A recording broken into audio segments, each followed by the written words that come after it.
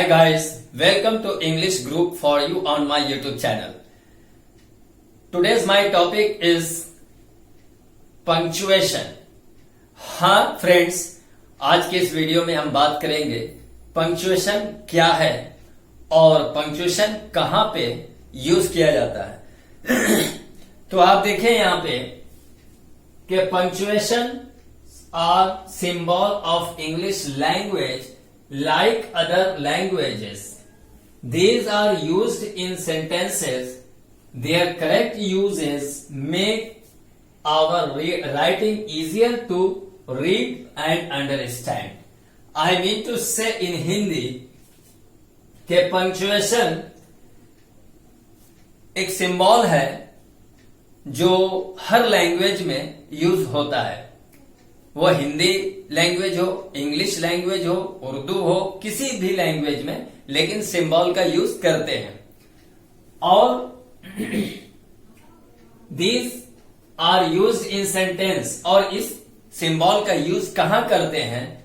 तो हम लोग जितने भी सेंटेंस बोलते हैं और लिखते हैं, तो आप देखते होंगे कि जब हम लोग बोलते हैं तो रुक भी जाते हैं, कहीं पर बहुत देर रुक जाते हैं, कहीं पर थोड़ा देर विराम करते हैं और कहीं पे प्रश्न करते हैं। तो बोलने में तो सिंबल आप बोलते नहीं है, हम बोलते नहीं है, लेकिन रिटन में जब जाते हैं तो हमें यह लिखना जरूरी होता है कि कौन सा सेंटेंस हम बोल रहे हैं। तो हर सेंटेंस अलग अलग तरह के होते हैं और हर सेंटेंस के बाद कौन सा सिंबल यूज करना है, आज इस वीडियो में यही जानेंगे। तो गाइस, ये कोई नया टॉपिक नहीं है और कोई ज्यादा क्रिटिकल भी है और बहुत ही आसान भी है, क्योंकि इसका जानना जरूरी है। अगर नहीं जानते हैं तो आज हम जानने की कोशिश करेंगे। और ये जो टॉपिक है ये 3 और 4 क्लास में भी बताया जाता है। चलिए, लेकिन ये बहुत ही इंपॉर्टेंट है। कभी भी ग्रामर इंग्लिश एक ऐसा जो चैप्टर है, जो ऐसा टॉपिक है जो बात कर रहे हैं, वो किसी भी क्लास के हो, स्टूडेंट हो या कोई भी जो इंटरेस्ट रखते हो इंग्लिश सीखने और बोलने के लिए, तो उनके लिए ये इंपॉर्टेंट है। तो चलिए अब ये देखें कि their correct uses make our writing easier to read and understand. तो हम इससे और क्या फायदा है, सिंबल का इसलिए यूज करते हैं सेंटेंस में कि इससे क्या होता है कि पढ़ना और समझना आसान हो जाता है। अगर हम ये सिंबल का यूज न करें तो क्या होगा, यानी सभी सेंटेंस एक दूसरे में मिक्स हो जाएंगे, तो फिर हमें सेंटेंस का जो थॉट है, जो एक्सप्रेस करना चाहते हैं, वो क्लियर नहीं होगा। इसलिए जो है इस सिंबल का यूज इंग्लिश में पंक्चुएशन कहते हैं और हिंदी व्याकरण जब आप पढ़ते हैं तो उसमें चिन्ह कहते हैं। तो हर भाषा में, हर लैंग्वेज में सिंबल का यूज होता है। चलिए, सबसे पहले मैं बात करता हूं फुल स्टॉप, यानी फुल स्टॉप। तो समझ गए मीनिंग कि पूरी तरह विराम है, यानी पूर्ण विराम चिन्ह है ये। अब यहां देखें क्या है फुल स्टॉप। इसका सिंबल ये सिर्फ एक डॉट होता है। चलिए, ये बहुत ही इंपॉर्टेंट डॉट है। अगर ये मैथ में ऐसा डाल देते हैं तो इसको डाउट कहते हैं, और अगर इंग्लिश सेंटेंस में इसको यूज करते हैं इस तरह से तो इसको कहते हैं फुल स्टॉप। लेकिन यही बिंदु अगर आप माथे में डाल देते हैं, देखिए, तो ये क्या हुआ, ये बिंदी हो जाता है।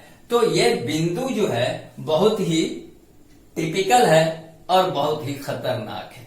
चलिए अब यहां देखें, a full stop is used in the end of assertive, यानी assertive sentence, negative sentence, imperative sentence and in abbreviation. यानी फुल स्टॉप का कहां कहां यूज करते हैं इसको जानना है। तो फुल स्टॉप असर्टिव सेंटेंस, यानी कोई भी स्टेटमेंट जब हम बोलते हैं और उसको जब रिटन रूप में लिखते हैं तो वहां पे फुल स्टॉप देते हैं। और फिर क्या है निगेटिव सेंटेंस, जब निगेटिव सेंटेंस यूज करते हैं, जब निगेटिव सेंटेंस लिखते हैं तो वहां पे भी फुल स्टॉप ही दिया जाता है एंड में। और फिर क्या है, इंपरेटिव सेंटेंस। यानी इंपरेटिव सेंटेंस जब आप कोई सेंटेंस कमांड में लिखते हैं, यानी बोलते हैं, परमिशन लेते हैं, या किसी को परमिशन देते हैं या रिक्वेस्ट करते हैं, तो आप जानते हैं कि कमांड सेंटेंस किसको कहते हैं। तो जब कमांड सेंटेंस होता है तो उसके एंड में भी फुल स्टॉप ही देना है गाइस। चलिए नेक्स्ट क्या है इसमें फुल स्टॉप और कहां पे देना है, तो चलिए फुल स्टॉप ही समझे। क्योंकि जब शॉर्ट फॉर्म किसी भी बड़े नाम का शॉर्ट जब डालते हैं तो उसके बीच में डॉट डालते हैं, यानी फुल स्टॉप डालते हैं। जैसे अगर हम बोलते हैं बीएससी, तो बीएससी, आईएससी, एमएससी, तो ये क्या हो गया, फुल स्टॉप देते हैं। चलिए यहां देख लेते हैं ये क्या है, एब्रीविएशन में बात कर रहे थे।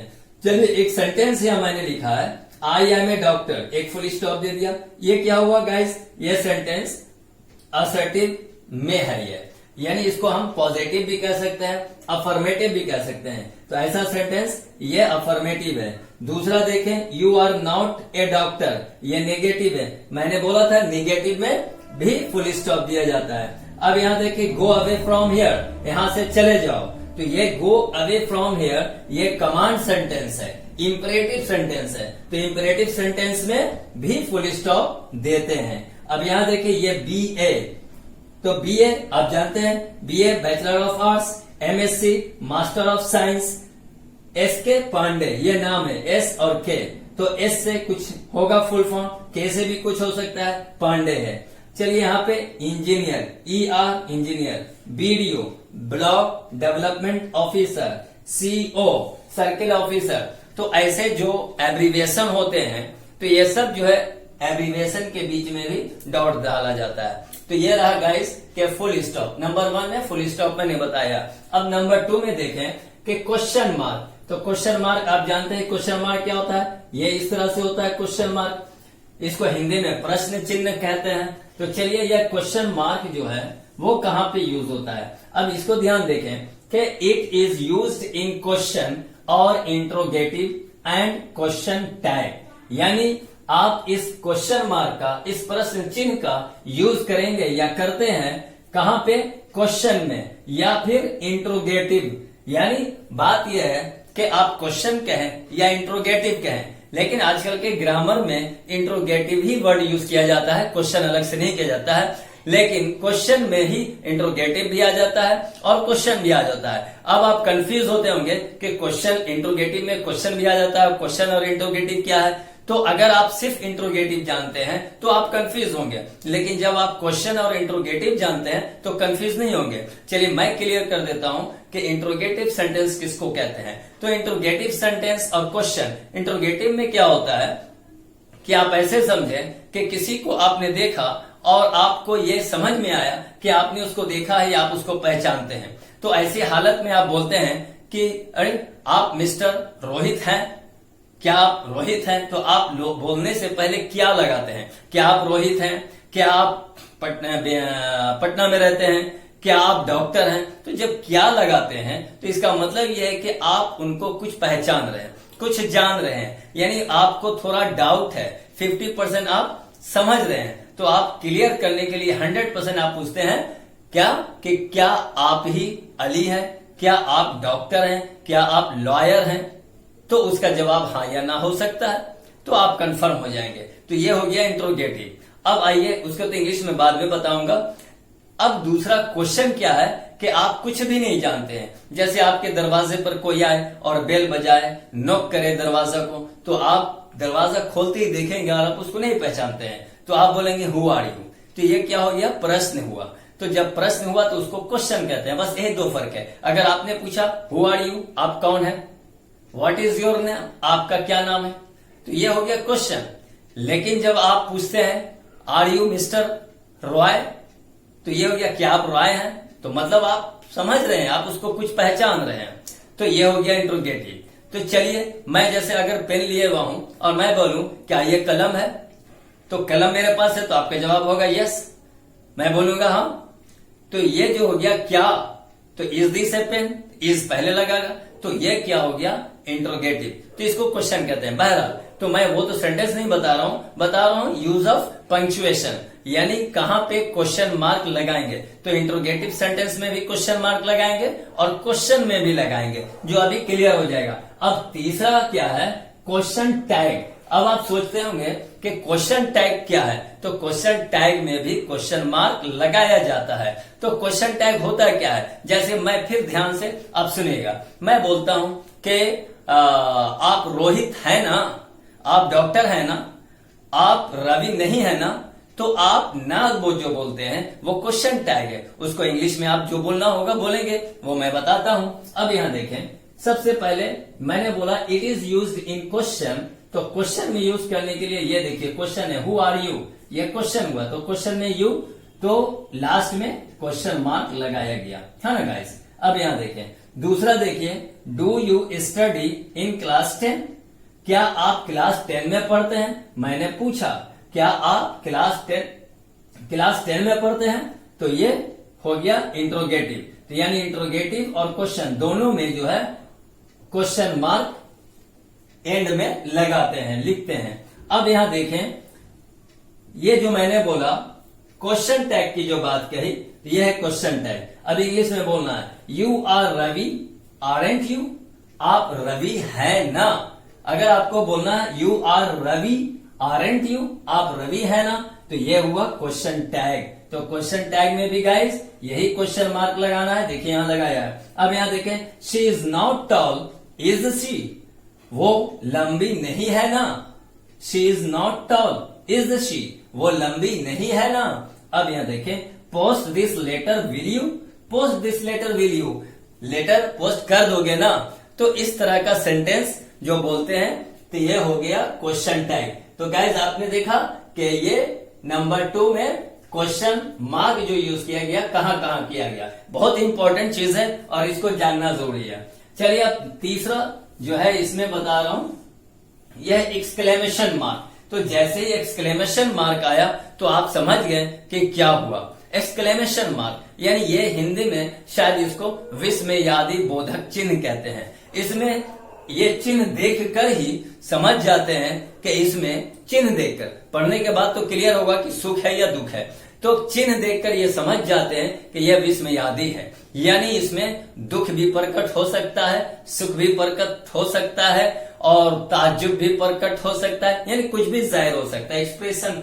चलिए तो यहां देखते हैं, तो यहां क्या है, it is used in exclamatory sentence. तो इस एक्सक्लेमेशन मार्क का ये पहचान है, एक जो है डंटी ऊपर से नीचे 1 समझिए और एक नीचे डॉट होता है, तो ये जो है आपको कहते हैं एक्सक्लेमेशन मार्क।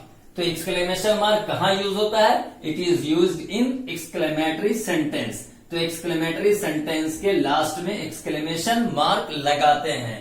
चलिए अब जैसे सेंटेंस मैं देख के बता रहा हूं, चलिए नॉनसेंस। तो नॉनसेंस बोला तो समझ ही गए होंगे कि कितना बेहुदा, नॉनसेंस मीन्स बेहुदा होता है। तो चलिए कितना बेहुदा, बेहुदा ये है या किस तरह का सेंस में जब नॉनसेंस बोलते हैं हम लोग डांट देते हैं, गुस्से में बोलते हैं तो नॉनसेंस।